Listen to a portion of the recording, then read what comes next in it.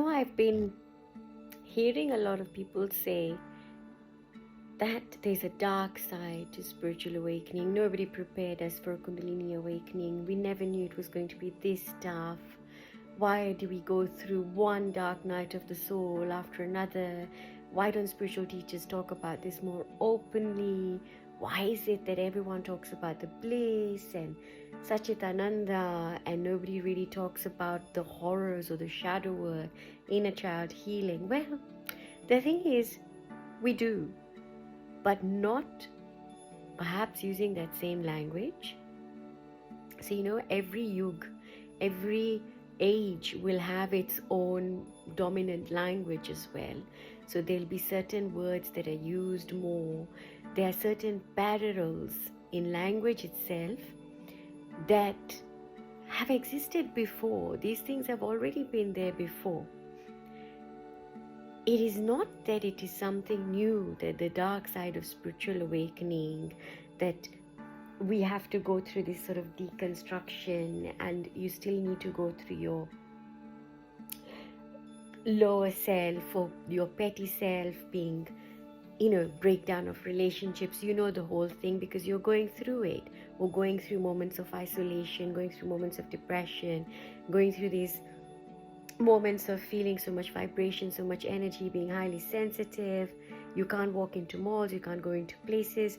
It does eventually come. You see, the thing is, at some point, it does come when you are almost indifferent or neutral and everything else is just noise. Just fillers. They're just fillers. Ideas, concepts, when everything is broken down.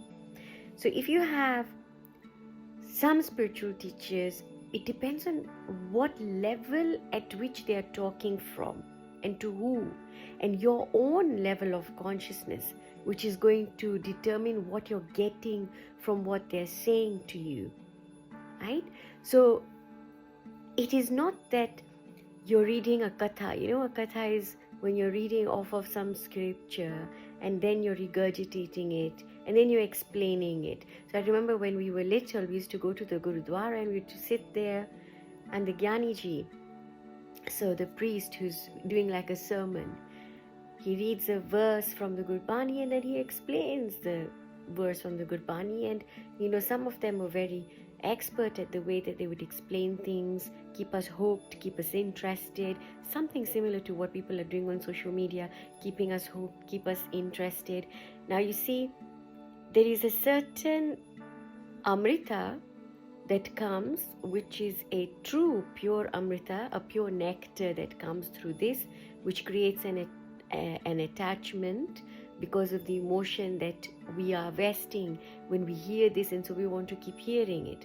Then there's another one that is simply a getaway. So we are escaping whatever else it is, and we're just going for a bit of relaxation. Yeah. So these moments of dipping in and out of relaxation is not what we want. We want a lasting effect that gives us a deeper understanding. It may not necessarily change the course of how it is, but you will get a deeper understanding of why we are the manifestation, or why we are the way that we are. And the more that we understand the dynamics of that, the more that we'll understand who we really are at the core. And when I mean that, who we really are at the core is not our personality.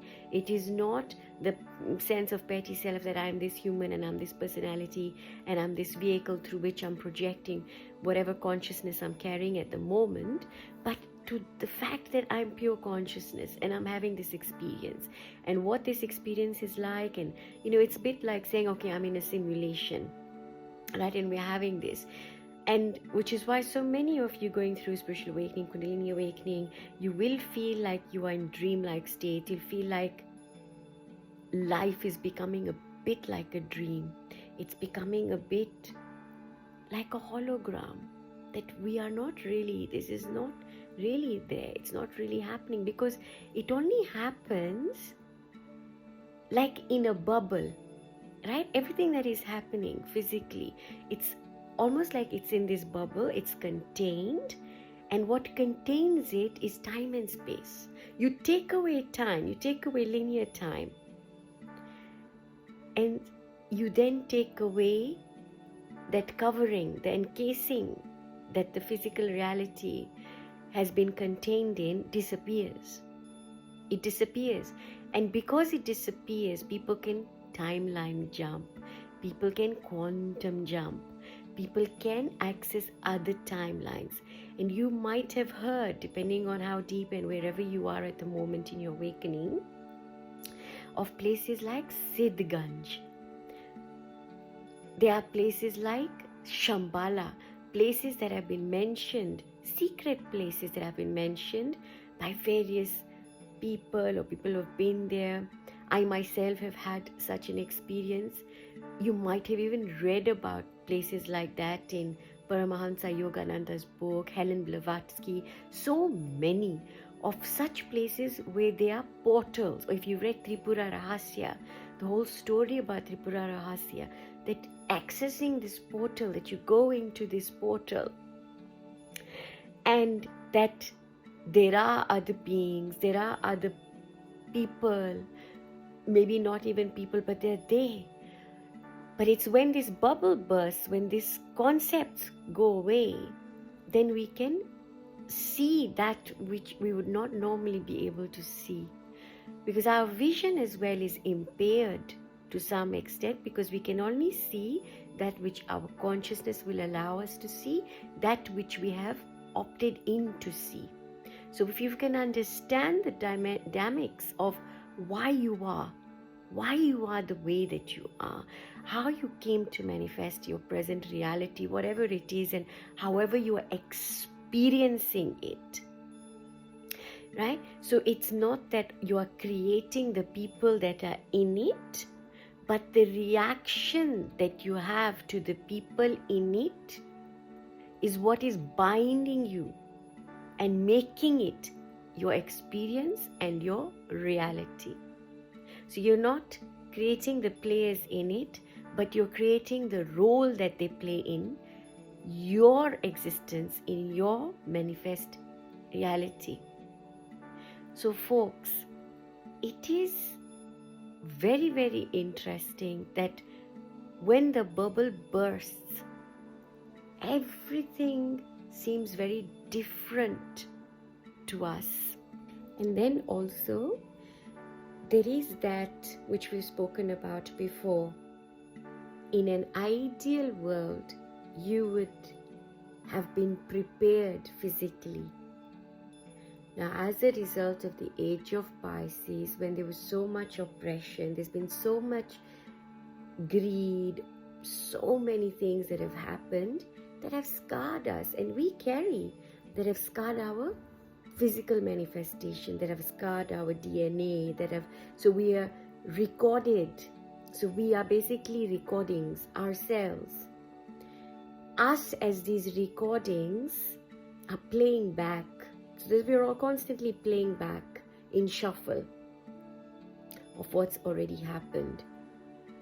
Now, when we've carried all of this, there is something inside of us that kicks in. It kicks into gear when it's now time to move to the next level, when there's enough pressure. And this is where we hear that when Dharma starts to fall apart, somebody comes to save us. Not literally, but we come to save us. But it's not even to save us. We say, oh, wait a minute, you've gone way too deep into the depth of this game, and now you're really at the risk of losing your identity fully. So let us remind you what your identity is. So that dark night, or the difficulties we have, the shadows and all of that we go through, they come to the extent of our misidentification, and not even ours in as far as we are aware of in this present lifetime, but all that we are carrying with us, in our DNA, our ancestors, they are here. We are carrying them. We are carrying them. right? So if you look at your family, you look at yourself, so you might be considered as the black sheep or the odd one. You might be the one who's sort of, a bit weird, or you're on this other path, although that may have been the case at some point, or maybe it is still the case, but you feel different. You feel that life is not, you're not perceiving things the way that others are. Now, at some point, as you're going through your own healing and your own coming into your own, of getting to know, oh, this is how I operate, then you start to connect the dots and you see how your ancestors are playing through you. Although they may not be incarnate, they are very much incarnate through you. So if you go back a few generations and you look back at the repetition, see what is being repeated. And that repetition will hold a key to show you what illusion you've got to dispel. What have you got to get rid of? And more than likely, that is where, if you've got a Kundalini awakening, is where your Kundalini energy might be stuck. That's probably the point at which you will feel a lot of things, and it is around this point where you will have repetitive patterns of your own self. Yeah, and for some of you, you may feel, but hang on, I've already worked through this. Why is this still there? Why is it still happening? And usually it's because maybe it is not you personally, but what you're carrying.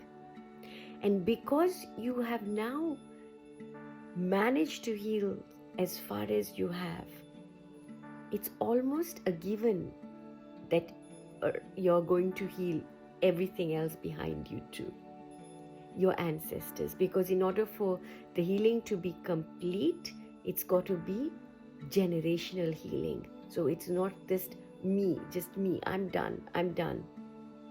Yeah, it takes place incrementally. So you go back and you do that. Now, if we're really going back, then we're going back into the whole manifestation and existence. As we go through that, then what are we all doing? You're going back into pure consciousness through all of this, folks.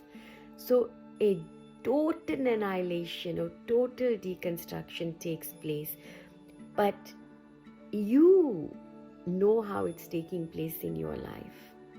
So those sort of details, shadow work and the dark side of spiritual awakening and all that, those are the sort of things that generally would have been discussed in person, or when you were in an ashram, or you were already under the auspices of a teacher and you were together.